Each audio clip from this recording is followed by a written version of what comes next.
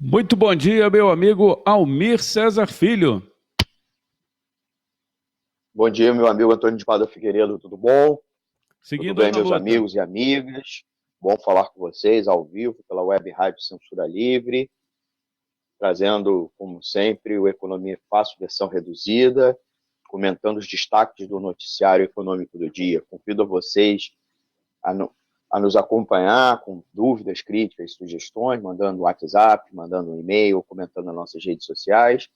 E, é claro, para ajudar a gente da Web Rádio Censura Livre, dê um like e compartilhe a nossa live, nosso, nosso vídeo lá no canal do YouTube e a nossa transmissão, né, pelo site e pelos aplicativos de rádio online. Antônio, com você aí do estúdio.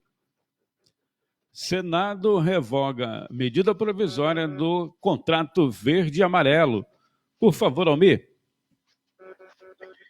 O governo deve reeditar a medida provisória específica sobre essa modalidade de contrato de trabalho para o período da pandemia, né?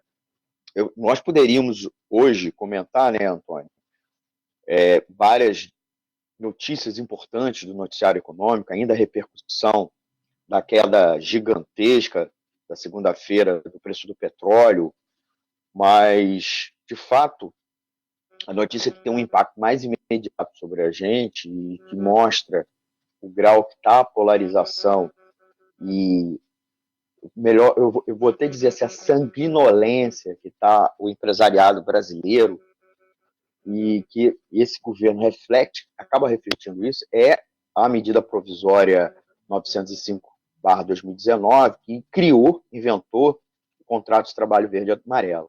É bem verdade que era uma espécie de pauta da campanha eleitoral do Bolsonaro, eu diz uma espécie de pauta porque a gente, durante toda a campanha eleitoral, não conseguia ver um programa de governo do Jair Bolsonaro, nem mesmo o programa econômico cujo ministro, a campanha inteira, o Bolsonaro já apontava que iria ser o banqueiro Paulo Guedes. Mas o Bolsonaro, durante a campanha, logo no início do governo, falava que o brasileiro, o cidadão brasileiro, o trabalhador, iria ter que escolher entre direito, né, e emprego. E falava que o sonho dele era acabar a carteira de trabalho. Vocês sabem que a carteira de trabalho, ela já há muitas décadas, nela, a física, a carteira de trabalho física, ela tem uma capinha azul, e aí o Bolsonaro dizia que iria estabelecer um regime de contrato de trabalho diferente, né, sem as cláusulas da CLT, da Consolidação das Leis de Trabalho, e que essa carteira de trabalho, entre aspas, seria verde e amarela, né? E no imaginário bolsonarista remeteria ao patriotismo, né? As cores da pátria, como se o azul não fosse cor da bandeira do Brasil, né? E aí ele acabou, no final do ano passado, editando essa chamada contrato de trabalho verde e amarela, na qual você retirou vários direitos. Na segunda-feira, o presidente do Senado, o Davi Alcolumbre, informou que, em acordo com o presidente Jair Bolsonaro, empurrando para o executivo a reedição da medida provisória sobre essa modalidade de contrato para o período de pandemia da Covid-19, porque a MP 905 perderia validade na segunda-feira, e por não ter sido votada no prazo de 120 dias, como acontece com as medidas provisórias.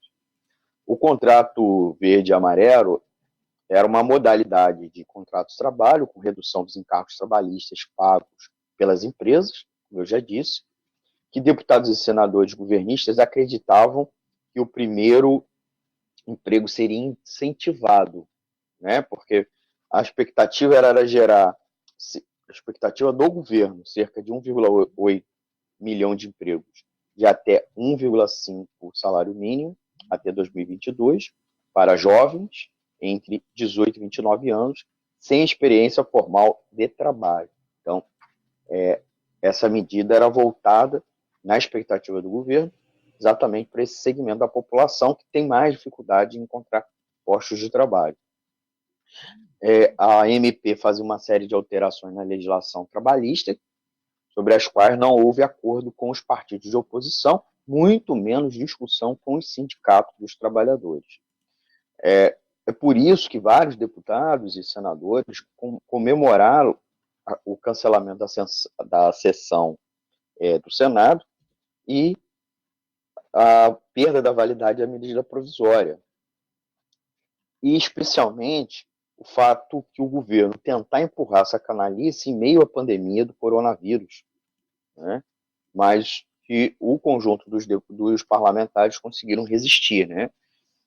Ao ponto de que o próprio governo entendia que se forçasse a votação, ou haveria obstrução, ou poderia, inclusive, perder em plenário.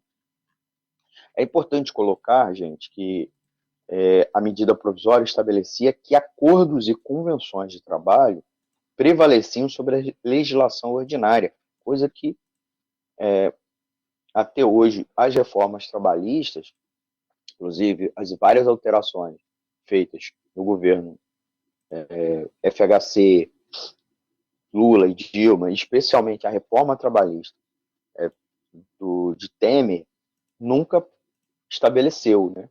O que o Temer resolveu fazer foi alterar a própria legislação em si, né?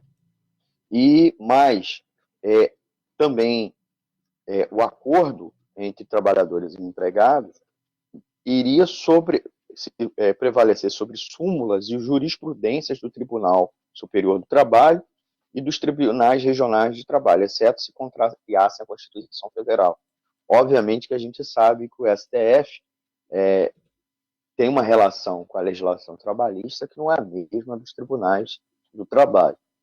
Então, os grandes acordos nacionais passam pelo STF e a gente sabe que iria prevalecer os interesses dos grandes empresários, né? Eu resolvi pautar esse tema hoje, embora a gente já tenha falado, inclusive a gente fez uma versão estendida do Economia Fácil só tratando sobre essa MP, sobre a carteira verde e amarela, como também tratei aqui algumas vezes no versão reduzida, como também já vários convidados, inclusive na última semana tivemos o Mancha, né?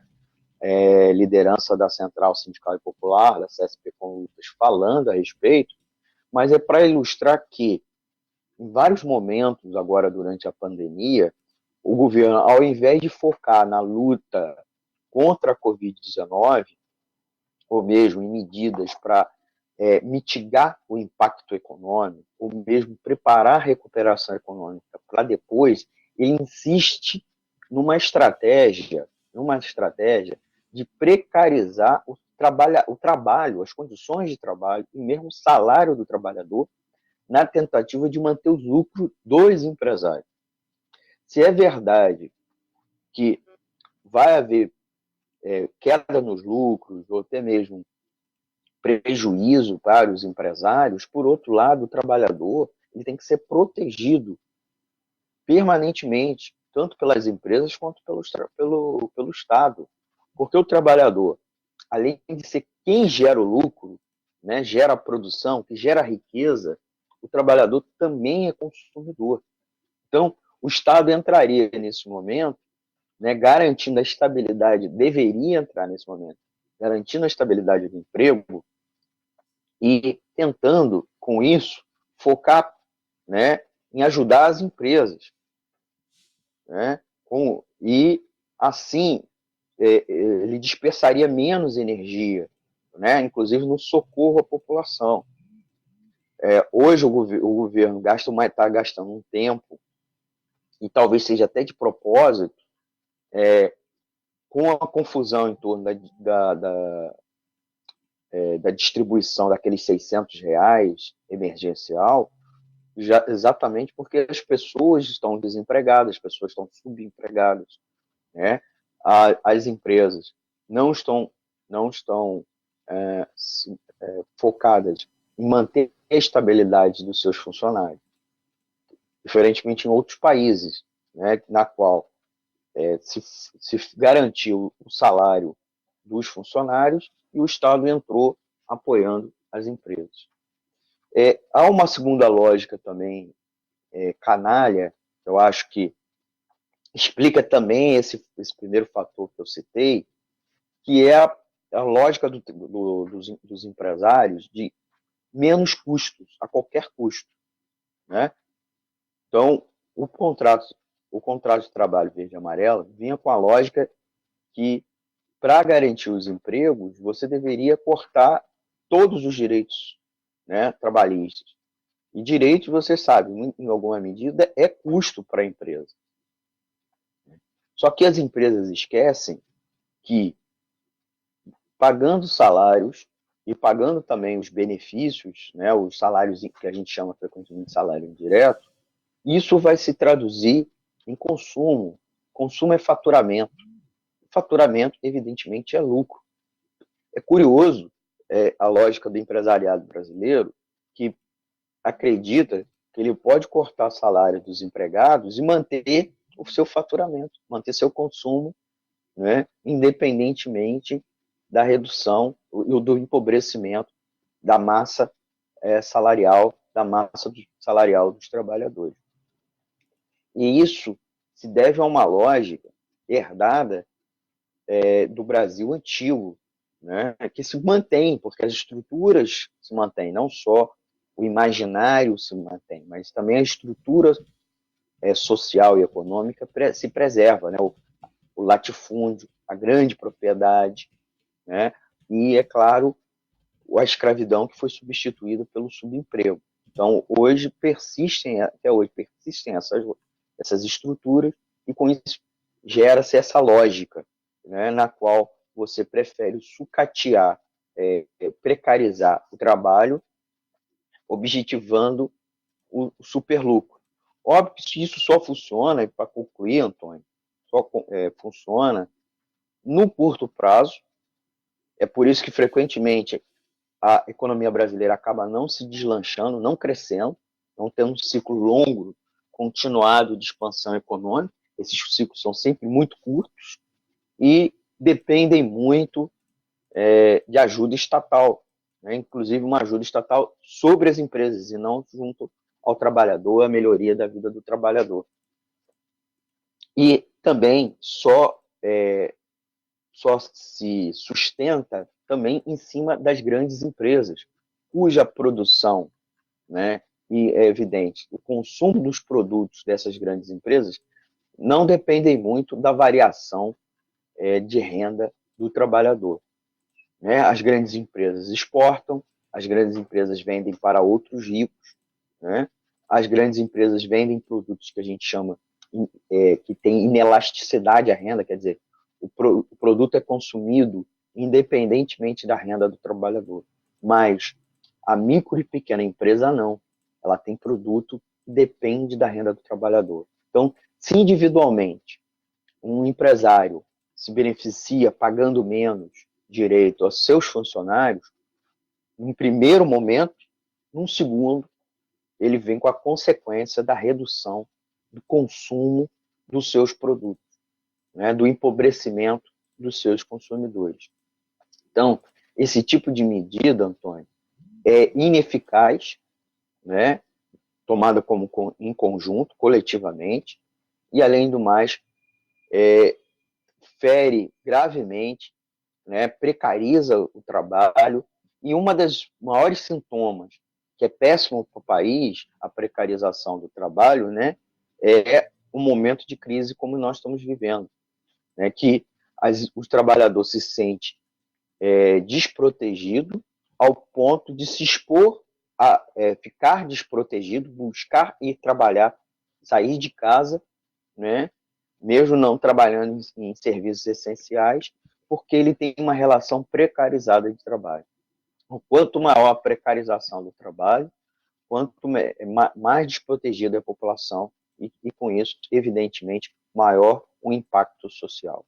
E quanto mais desprotegida a população, menos temos condições de ter ciclos virtuosos de crescimento econômico no nosso país. Então, por isso que a gente insiste.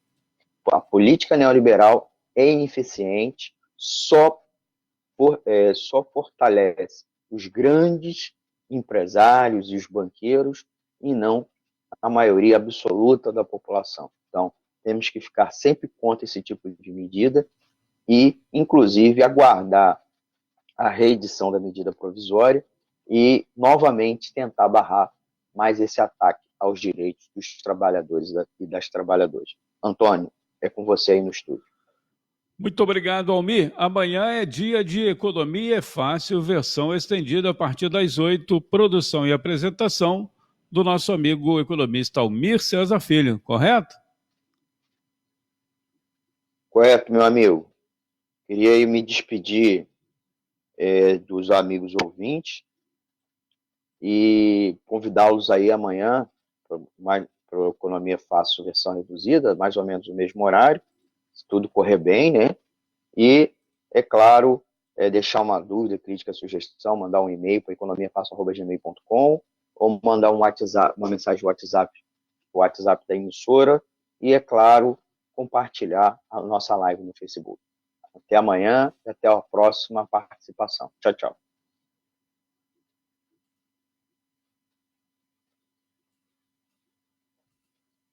Economia é Fácil, versão reduzida. Apresentação: Almir Cesar Filho.